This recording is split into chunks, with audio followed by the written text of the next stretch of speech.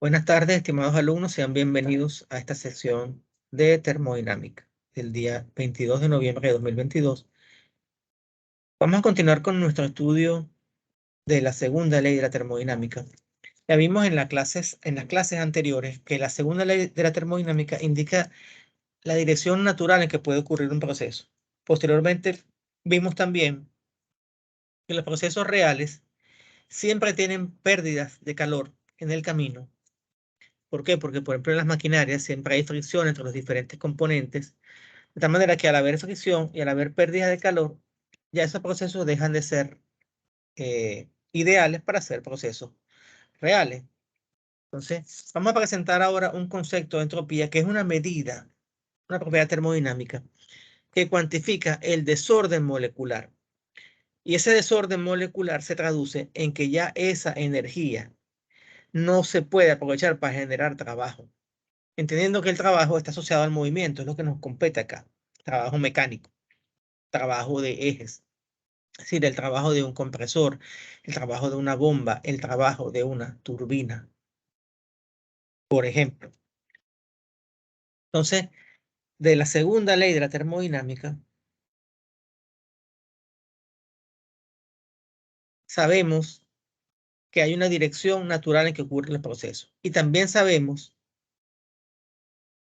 que una máquina térmica irreversible, es decir, una máquina térmica que sea real, es menos eficiente y eficaz que otra reversible que opere entre los mismos dos depósitos de energía térmica. Y dimos, por ejemplo, lo que es el ciclo de Carnot. El ciclo de Carnot es el ciclo más eficiente y tiene un interés teórico, porque yo comparo el ciclo que yo estoy diseñando o que yo estoy evaluando con el ciclo de Carnot. Entonces, si el ciclo de Carnot me da una eficiencia baja, por ejemplo, 10%, 20%, yo me debo olvidar de ese ciclo, porque si la máxima eficiencia que puedo alcanzar en esas condiciones es de un 10 o un 20%, la máquina va a ser muy eficiente, va a gastar mucha energía y mejor no vale la pena que yo haga ese intento. Entonces, conociendo esto de las irreversibilidades y las reversibilidades, de allí, después de toda una formulación matemática y todo un análisis que han hecho los estudiosos de la termodinámica, se llega a una desigualdad que es conocida como la desigualdad de Clausius. Que lo que me están diciendo acá, interpretando este lenguaje matemático, es que la integral a lo largo del ciclo de la variación del calor con respecto a la temperatura va a ser menor o igual que cero. Es decir, que en todo un ciclo, que yo tengo, cuando yo sumo todas las integrales, o sea, sumo todas esas variaciones del calor a lo largo del ciclo, y las divido entre la temperatura, eso va a ser siempre menor o igual que cero. Entonces, esta desigualdad lo que quiere decir es que para un ciclo la variación del calor es menor a cero para procesos irreversibles e igual a cero para los procesos reversibles. Es decir, que en un ciclo reversible, en un ciclo ideal, esta variación del calor va a ser igual a cero, pero que en un ciclo real, esa variación va a ser negativa. Entonces, esta expresión, al tener el menor o igual, es válida para máquinas reversibles y para máquinas irreversibles, entendiendo que son máquinas térmicas.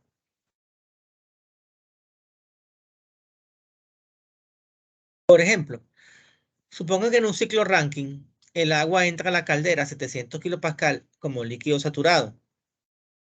Si no es líquido saturado, tiene que ser entonces vapor, perdón, es en la entrada. Si entra como líquido saturado, y sale a 700 kilopascal con una calidad de 100%. Cuando hablamos de una calidad de 100%, quiere decir que esto es vapor saturado. Luego entra al condensador con calidad de 90% a 15 kilopascal y de allí sale como líquido saturado. Entonces, veamos qué es lo que está sucediendo acá. Cuando el agua que viene de la bomba, que le abastece la caldera, logra elevar la presión a 700 kilopascal. Y eso es un líquido que está comprimido, saturado, perdón. De allí, ese líquido saturado comienza a calentarse, a evaporarse, perdón, manteniendo la presión constante. Luego que todo ese líquido saturado se ha convertido en vapor, entra a un condensador, perdón, entra a una turbina donde realiza un proceso de expansión para producir potencia.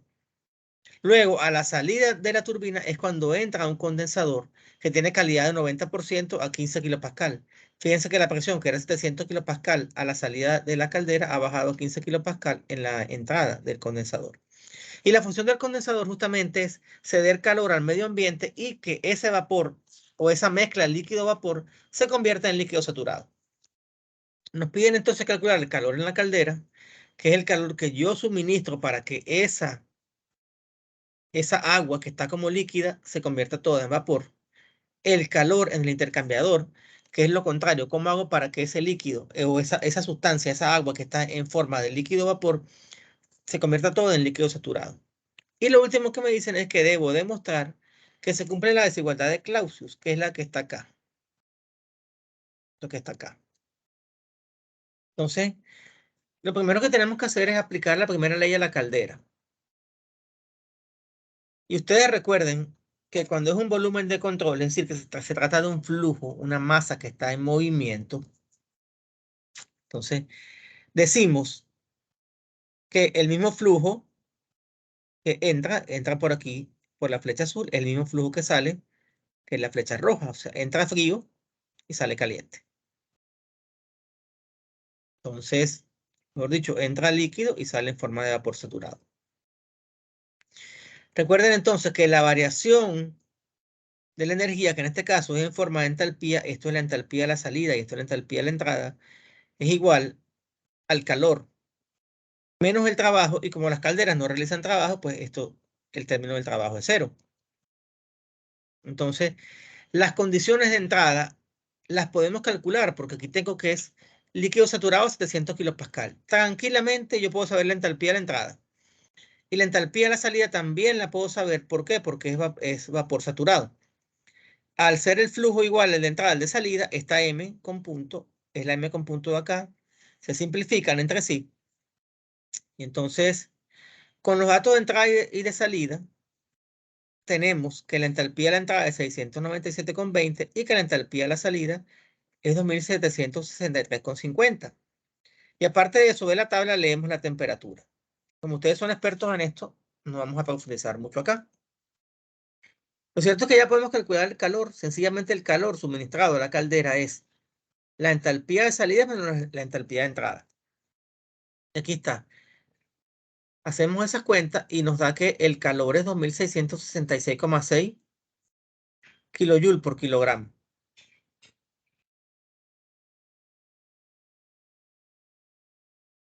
La temperatura, que de acuerdo con las tablas es 164,97 grados Celsius, la convertimos a Kelvin, que es lo que está acá.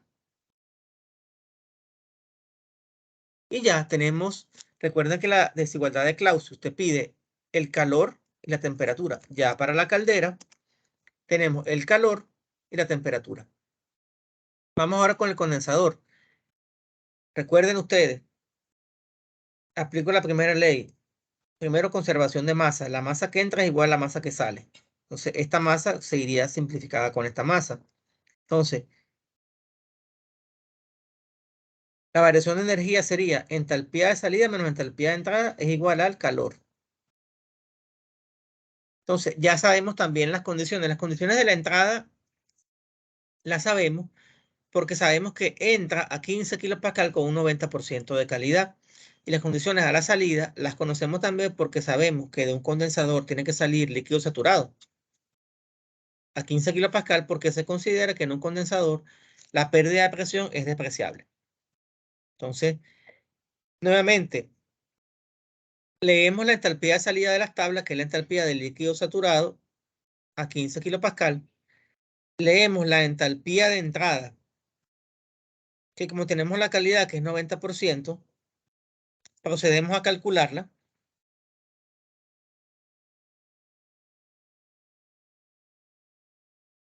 Entonces, la calculamos con HF y con HG, con la fórmula que ustedes tienen allí, cómo calcular la entalpía o el volumen específico o la entropía o la energía interna de una mezcla líquido vapor. Entonces, al sustituir estos valores en la primera expresión, que es esta que está acá, calculamos el calor, que es menos 2135,83. Y este calor es negativo porque es un calor que se está perdiendo, está saliendo del sistema. La temperatura también la podemos leer de la tabla, que es la temperatura de saturación para 15 kilopascal.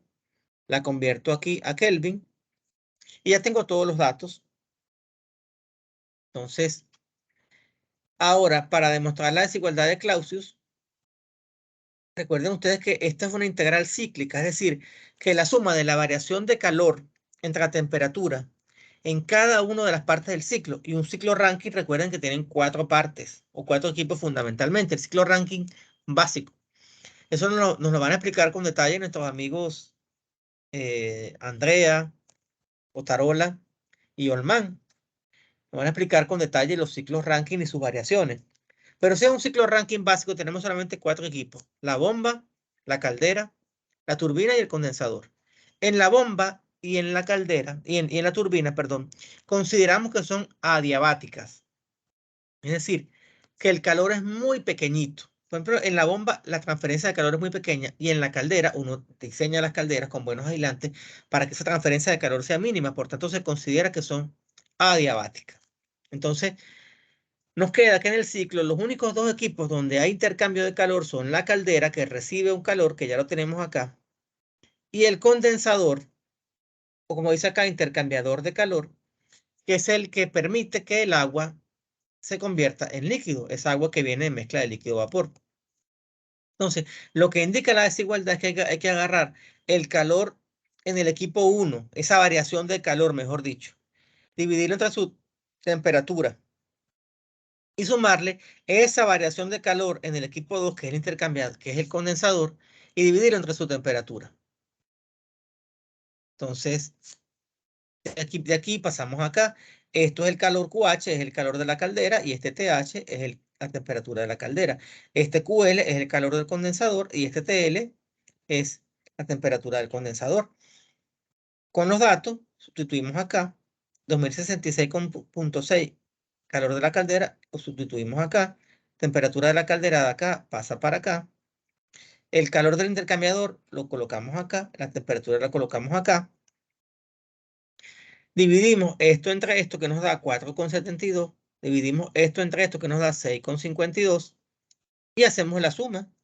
Recuerden ustedes que en la suma aritmética prevalece el signo del mayor, que en este caso es negativo, y se resta. 6,52 menos 4,72 es menos 1,8. Y como eso es menor que 0, se cumple entonces la desigualdad de Clausius y por tanto se demuestra que el ciclo es irreversible. ¿Alguna pregunta, jóvenes? ¿Alguna pregunta, sí o no? Sí, esto No, viene en el profesor. parcial 3, prof. O viene incluido también Esto para es el para el parcial 3. 3, ok. Exactamente. Recuerden que el parcial número 1 es solamente primera ley. Y claro, hay que saberse los conceptos anteriores. Todo esto que hemos visto de segunda ley en adelante es tema para el parcial 2. Olman había preguntado algo y no le he respondido. No, profe. ¿Sí? ¿Todo claro o tiene alguna pregunta? Todo claro, profe. Ah, perfecto, gracias. Entonces, consideremos ahora este ejemplo en el cual un proceso reversible puede ir del estado 1 al estado 2, siguiendo diferentes caminos o trayectorias: el camino A, el camino B y el camino C. Entonces, si es un proceso reversible, toda esta variación de calor entre la temperatura a lo largo de todo el ciclo tiene que ser igual a 0. Entonces, si yo voy de 1 a 2 por el camino C,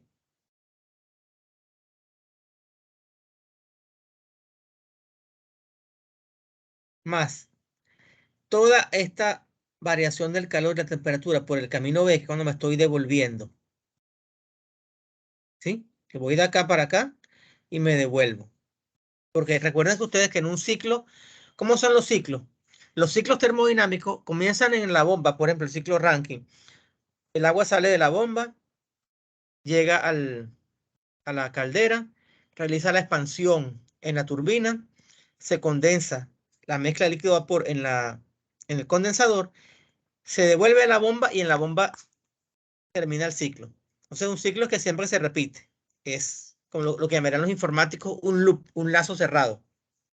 Entonces, si este ciclo de 1 hasta 2 es reversible, yo voy desde 1 hasta 2 por el camino C, me devuelvo por el camino B, de tal manera que cuando yo sumo todo esto que está acá, tiene que ser igual a 0.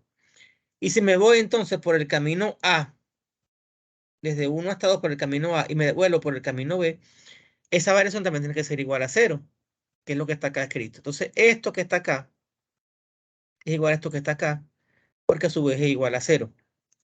Entonces, lo que quiere decir todo esto es que no importa de la trayectoria o camino que sigamos, esa variación del calor con respecto a la temperatura en todo el ciclo solamente va a depender de los estados iniciales y los estados finales.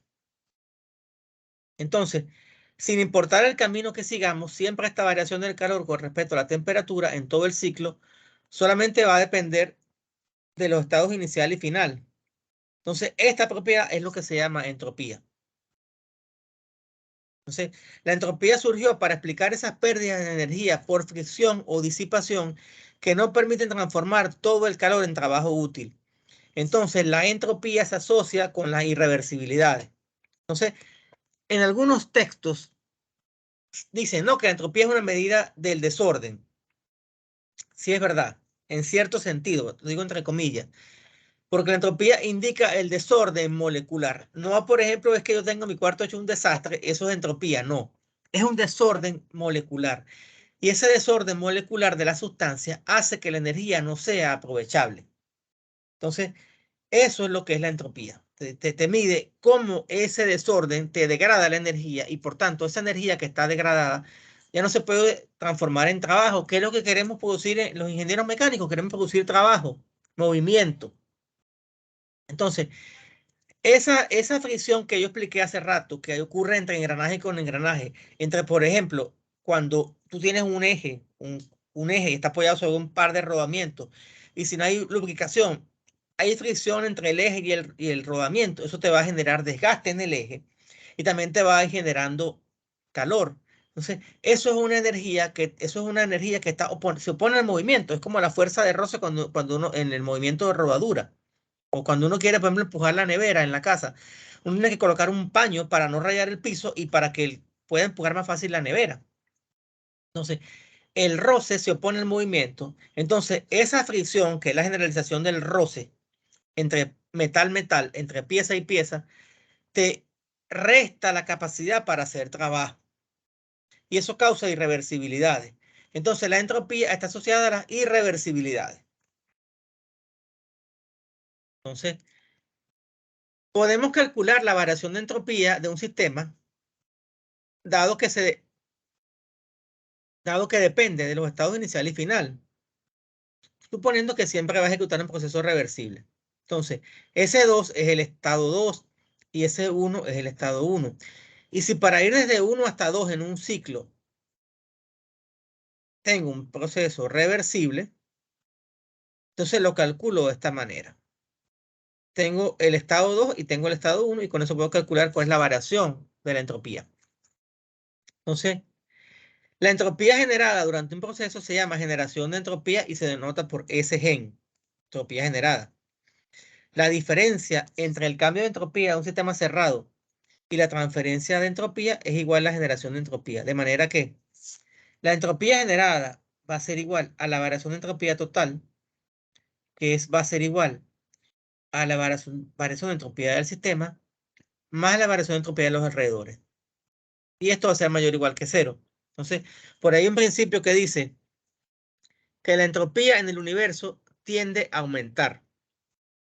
Entonces, en el universo, la energía, recuerden que el principio de la energía no se crea, solamente se transforma. Entonces, cuando no es que hay pérdida de energía, sino cuando hay transformación de energía que te impide que tú la puedas utilizar para generar trabajo, hay degradación de energía. Y esa degradación de energía se asocia con la entropía. Y entonces la entropía en el universo tiende a aumentar. ¿Por qué? Porque no vas a poder aprovechar toda la energía en hacer trabajo. Eso es lo que es la famosa principio de incremento de la entropía. Entonces, la entropía la podemos encontrar en las tablas termodinámicas. La entropía total se llama S mayúscula y la entropía específica es S minúscula. Y es la cuarta propiedad que yo les he hablado que vemos en las tablas. Por ejemplo, en las tablas que a mí me gustan, que son las del Born, las del Van Weylen. Van Weylen Sontan-Bornak.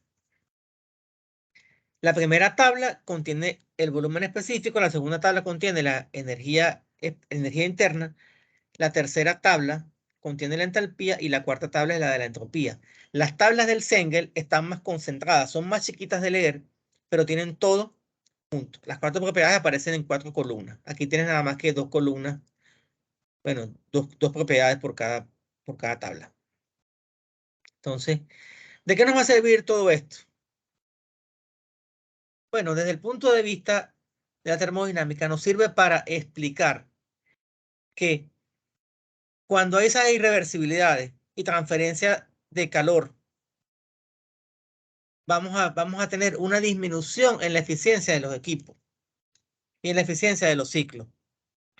Y nos va a servir para comparar un ciclo real contra un ciclo ideal y saber o buscar la manera de mejorar la eficiencia, que es lo que ha sucedido a lo largo del tiempo.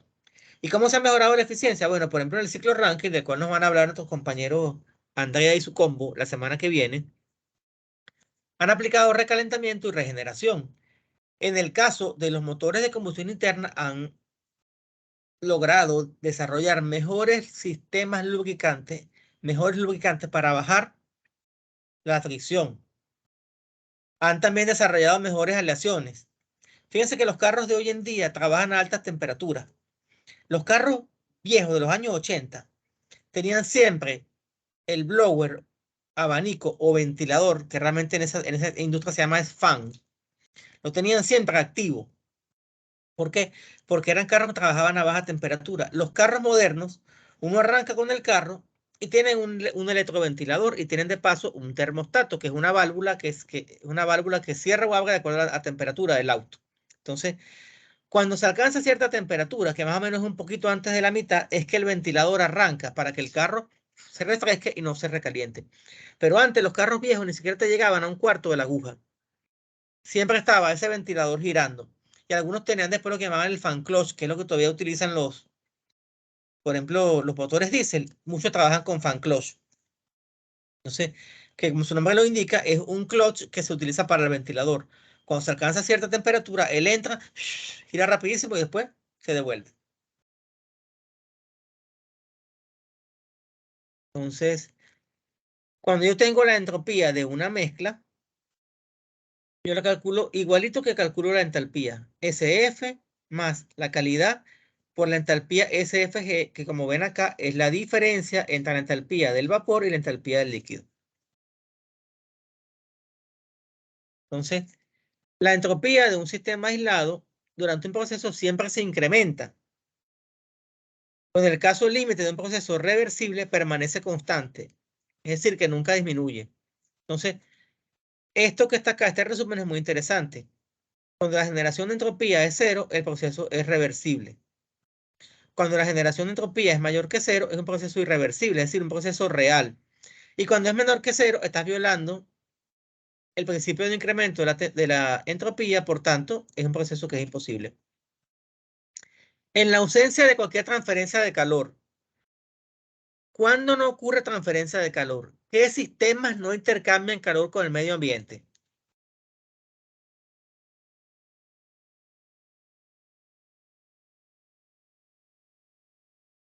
¿Cuáles son los sistemas que no intercambian calor con el medio ambiente? ¿Cómo se llaman? Los adiabáticos. Exactamente. Entonces, si tú tienes un sistema adiabático, por muy adiabático que sea, siempre internamente va a haber irreversibilidades. Y una fuente de irreversibilidad, por ejemplo, es la fricción, esa fricción interna. Esa fricción interna de verdad te produce pérdidas de energía y por tanto es una causa de irreversibilidad. Entonces, cuando tú tienes una irreversibilidad, ya hay incremento de entropía. Entonces, cuando tú tienes un sistema que es adiabático, reversible, entonces es real.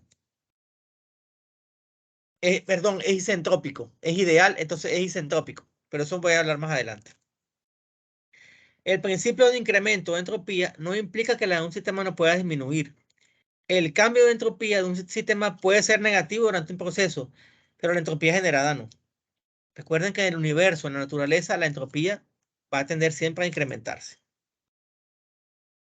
Entonces, tenemos acá un pequeño repaso de balance de masa y energía, que esto les viene muy bien para ustedes que van a presentar el examen el sábado. Entonces, si tenemos una turbina alimentada por dos calderas diferentes, la fuente negra y la fuente roja,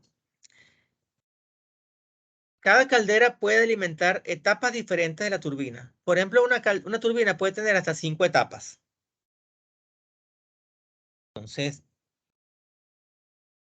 fíjense que si nos dice que las flechas rojas corresponden a un flujo MA y las negras corresponden a un flujo MB, entonces, y que la turbina produce un determinado trabajo o potencia, el flujo A tiene aquí en la entrada una entalpía, que es HA en la entrada, y tiene una entalpía a la salida, HA a la salida. Y cuando un flujo entra a una turbina, ¿la entalpía es mayor a la entrada o a la salida?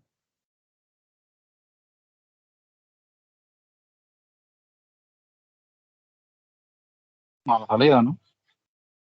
En la entrada es mayor porque viene con energía el flujo, el fluido, y su idea es cederle una gran cantidad de trabajo al equipo. En la caldera es que ocurre lo contrario. En la caldera entras con una entropía baja y sales con una entropía mayor. Una entalpía, perdón, una entalpía. Entonces, si es, por ejemplo, el otro flujo, tienes acá una entropía a la entrada y una entropía a la salida. Entonces, de aquí aplicamos la primera ley de la termodinámica, suponiendo que la turbina es adiabática. Cada flujo entra y sale por separado, es decir, no hay mezcla. La primera ley te dice que la variación es energía de salida menos energía de entrada. Entonces, la energía en la salida es la de la flecha roja, que es su flujo másico por la entalpía de salida, más la de la flecha negra, que es la entalpía de la otra turbina a la salida por su flujo másico. Estas son las condiciones o energía a la salida. Esto que está acá es la energía a la entrada. La entalpía que viene de la primera caldera a la entrada por su flujo másico, más la entalpía que viene de la caldera B a la entrada por su flujo másico. Eso es igual al calor menos el trabajo. Si el calor es cero, perdón, porque dijimos que es una turbina diabática,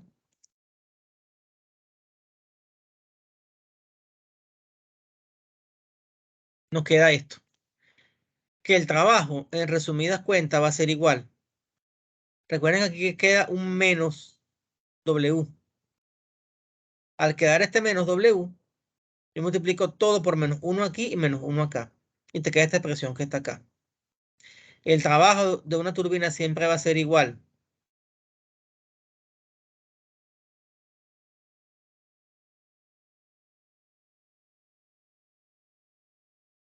Bueno, que hay un error. Me estoy dando cuenta acá que hay un error. Va a ser igual, el trabajo va a ser igual a toda la energía a la entrada menos la energía a la salida. Recordando que siempre en una turbina la entrada tiene más energía que la salida. Y como dice aquí, las entalpías las podemos determinar por tabla y las masas o son datos del problema o debemos ser capaces de calcularlas. Un nodo de mezclado. Un nodo de mezclado es bastante típico. Es como una T. Aquí está. De repente tienes dos flujos, el flujo 1, que es la flecha negra, y el flujo 2. En un nodo de mezclado no hay trabajo, porque ahí no hay ningún eje que haga trabajo. y también se considera que es adiabático. Entonces, del balance de masa, tú tienes que la masa que entra es igual a la masa que sale. ¿Y quiénes entran? La masa 1 y la masa 2. Aquí está. La masa de salida es la masa 1 más la masa 2. Y además, aplicamos el balance de energía. Flujo 1 por entalpía 1 más flujo 2 por entalpía 2 es igual a flujo 3 por entalpía 3.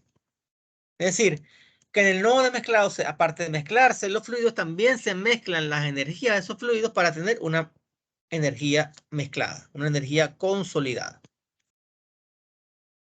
Preguntas, dudas, inquietudes. Caramba, hubo mucha gente que no se conectó, lo cual es bastante lamentable.